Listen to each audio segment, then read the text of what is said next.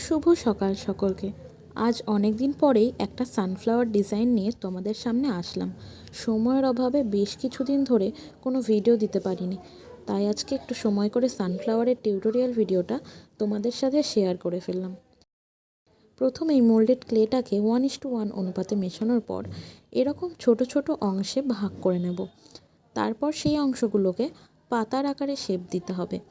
এইভাবে বেশ কয়েকটা করার পর এগুলোকে আঠা দিয়ে লাগিয়ে দিতে হবে।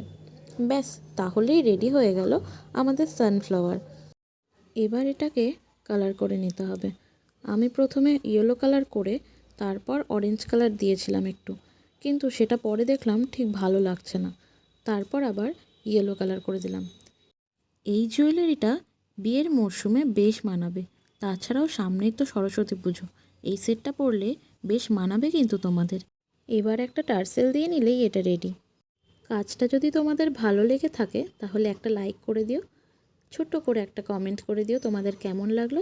আর এরকম আরও নতুন নতুন ভিডিও পেতে আমার চ্যানেলটা সাবস্ক্রাইব করে দিও।